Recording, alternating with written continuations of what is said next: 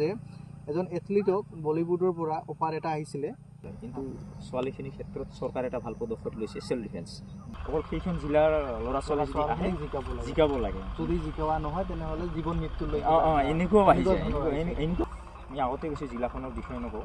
Hello' everyone, আপোনালোক সকলোকে স্বাগতম জনাইছোঁ দি আনগাটো অন্য এটা এপিছডত। আজি মোৰ লগত এজন এথলিট উপস্থিত আছে আৰু তেখেতৰ এই এথলিটৰ জাৰ্ণিৰ বিষয়ে আজি আমি কথা পাতিম, জানিম এই যে খেলবোৰ হয় কিছুমান ৰহস্য আজি আমি আপোনালোকৰ মাজত লৈ আহিম। আৰু তেখেতৰ বিষয়ে ক'ব গ'লে তেখেতৰ বহুতকেইটা টাইটেল আছে, তো তেখেতৰ বিষয়ে তেখেতে নিজে ক'ব কি কি খেলিছে। তো মই তেখেতক আমাৰ এই ভিডিঅ'ত মাতিছোঁ, মুস্তাক হুছেইনক। নমস্কাৰ, মই প্ৰথমতে মোৰ পৰিচয়টো দিছোঁ। মোৰ নাম মুস্তাক হুছেইন। মই মাৰ্চেল আৰ্টছ জগতৰ লগতে জড়িত।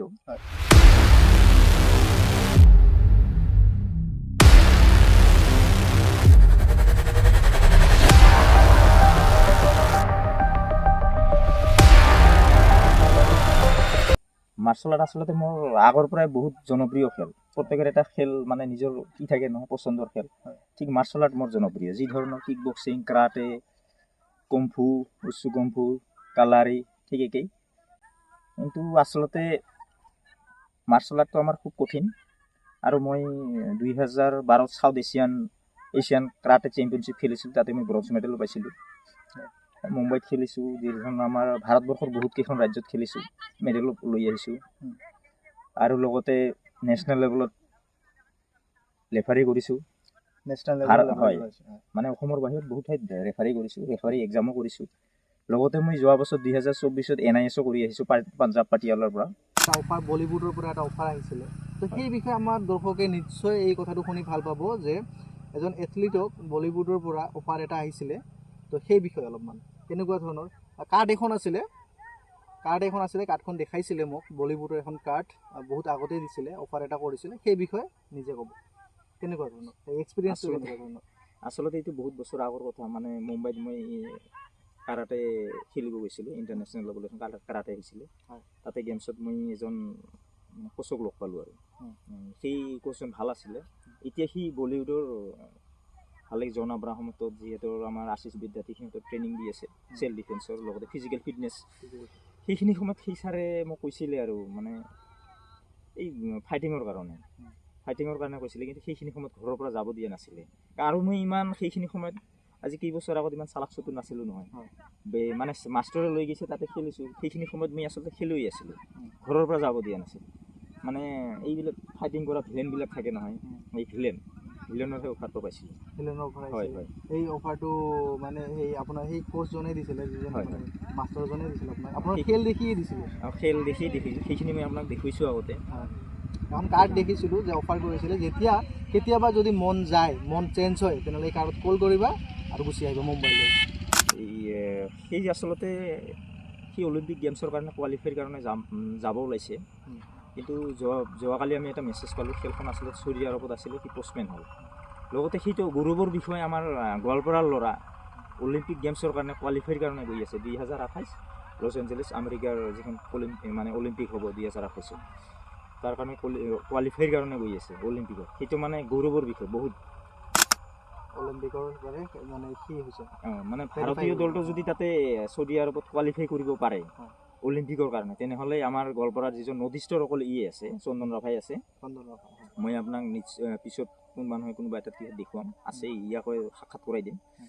সি আচলতে আমাৰ মাৰ্চেল আৰ্ট বহুত এটা সকলোৱে জানে, মাৰ্চেল আৰ্ট মানে সকলোৱে ভাবে মাৰামাৰি কৰা গেম। আমাৰ আচলতে ৰিয়েলি ফাইটিংটো কৰিবই লাগিব। মানুহে মাৰ্চেল আৰ্ট মানে জানে একেবাৰে মাৰ ধৰ কৰিবই লাগিব, কিন্তু কিছুমান ডিচিপ্লিন আছে। আৰু মাৰ্চেল আৰ্ট কৰা মানুহে আচলতে মাৰ ধৰ নকৰে, অকল ৰিঙৰ মাজতে খেলি ভাল পায়। আৰু আপোনাৰ এই যে যিবোৰ খেল খেলিব গৈছিল অসমৰ বাহিৰত, তাৰে এক্সপিৰিয়েঞ্চ কেনেকুৱা ধৰণৰ, বা অসমত যিখিনি খেল আছে তাৰ এক্সপিৰিয়েঞ্চ কেনেকুৱা ধৰণৰ? লগতে আপুনি যিহেতু ক'লে যে আপুনি অসমৰ বাহিৰতো বহুতকেইটা ৰেফাৰী কৰিছা আৰু অসমতো ৰেফাৰী কৰিছা, তো সেই বিষয়ে কি অসমত ৰেফাৰী কৰাৰ কেনেকুৱা ধৰণৰ এক্সপিৰিয়েঞ্চ আৰু অসমৰ বাহিৰত কেনেকুৱা ধৰণৰ?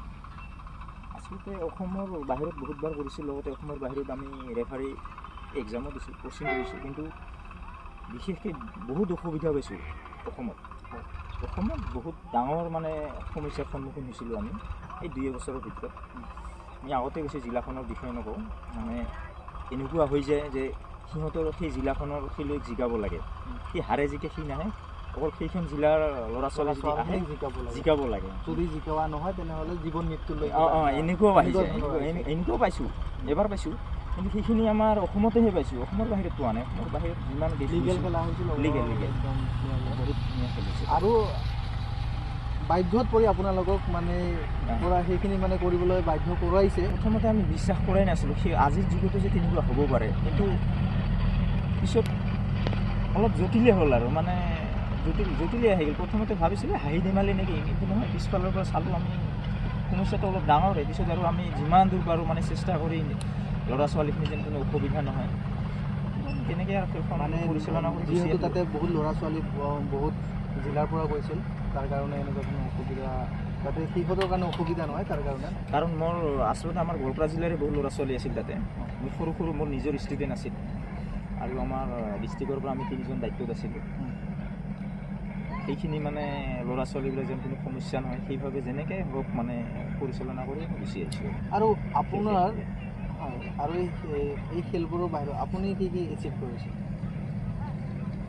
আচলতে মোৰ এতিয়াও একাডেমি চলি আছে আপোনাৰতো একাডেমি চলি আছে আমি জানো দহিকৰা এখন একাডেমি চলি আছে আৰু ৰিচেণ্ট আপুনি বলবলা হাইস্কুলত চেল্ফ ডিফেন্সৰ কাৰণে শিকাই আছে আচলতে সেইটো PMCৰ আণ্ডাৰতহে আমি চেল্ফ ডিফেন্স বছৰে চৰকাৰৰ পৰা এটা কি আহে ছোৱালীখিনিক মানে আজিকালি সকলোৱে জানে ছোৱালীখিনিৰ ক্ষেত্ৰত বহুত মানে ৰাস্তাই ঘাটে বহুত অঘটন ঘটা মানে সকলোৱে চাই থকা টিভিটো শুনা পোৱা যায় আমি পেপাৰতো চাই থাকোঁ টিভিটো মানে মোবাইলটো আমি পাই থাকোঁ ৰেগুলাৰ কিন্তু ছোৱালীখিনিৰ ক্ষেত্ৰত চৰকাৰে এটা ভাল পদক্ষেপ লৈছে চেল্ফ ডিফেন্স আৰু ছোৱালীখিনিৰ ক্ষেত্ৰত বহুত মানে চেল্ফ ডিফেন্সটো গুৰুত্ব দিব লাগে কিন্তু আমাৰ ষ্টুডেণ্টখিনিহে বুজি নাপায় গুৰুত্ব ইমান নাই বলবলাত মানে আপোনাৰ স্কুলত একাডেমি মানে চলি আছে চেল্ফ ডিফেন্সৰ কাম চলি আছে সেইখিনিতো চৰকাৰে আচলতে সেইটো 4 মাহৰ এটা কোৰ্চ দিছে চৰকাৰে তাতে আমি কেনেকুৱা ৰেছপন্স কেনেকুৱা ষ্টুডেণ্টৰ পৰা বা লোকেল মানুহখিনিৰ পৰা ৰেছপন্স কেনেকুৱা ধৰণৰ স্কুলৰ এই চেল্ফ ডিফেন্স প্ৰগ্ৰামটোক লৈ আমি আচলতে বহুত বছৰৰ পৰা শিকাই আছোঁ নহয় বহুতকেইখন স্কুলত কিন্তু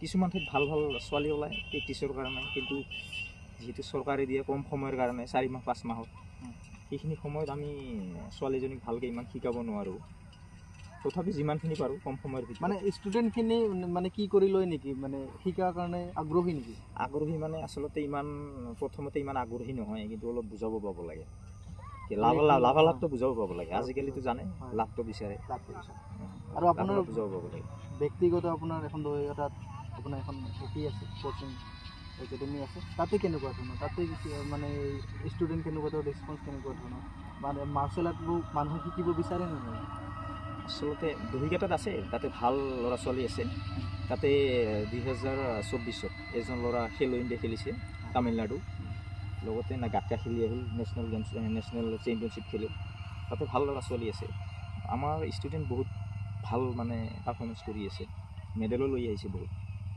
হয় অসমৰ হৈ আৰু আপুনি যেতিয়া এই কমফু কাৰাটে শিকি আছিলে আপোনাৰতো খেলিছে হয় তো সেই বিষয়ে আপুনিতো আপোনাৰ ঘৰত মই বহুতকেইটা ট্ৰফিজ চালোঁ বহুতকেইটা চাৰ্টিফিকেট চালোঁ সেই বিষয়ে অলপমান আচলতে আজি খেলি বহুত ভাল লাগে বুজিলে নাই ৰিঙৰ ভিতৰত সোমাই যিটো মানে নিজৰ ভিতৰত এটা মানে বেলেগ এটা ফিল আহে প্ৰত্যেকতে আপোনালোক সকলোৱে চাই মানে ৰিঙত চাইহে থাকে ফাইট কিন্তু ৰিঙৰ ভিতৰত যেতিয়া সোমাই আহোঁ তেতিয়া মানে মাইণ্ডটো চেঞ্জ হৈ যায় হয় এইটো এটা বেলেগ এটা দুনিয়া মানে মনটো এটা বেলেগ হৈ যায় যে আমিও কিবা এটা কৰিব পাৰোঁ আচলতে আৰু মানুহে এটা ভাবিব লাগে খেল চাব গ'লে গোটেই হাত চাপৰি মাৰি থাকে নিজেও এটা ভাবিব লাগে যে মোৰ কাৰণেও কোনোবাই হাত চাপৰি বজাব লাগে সেই তেনেকুৱা এটা কাম কৰিব পাব লাগে আচলতে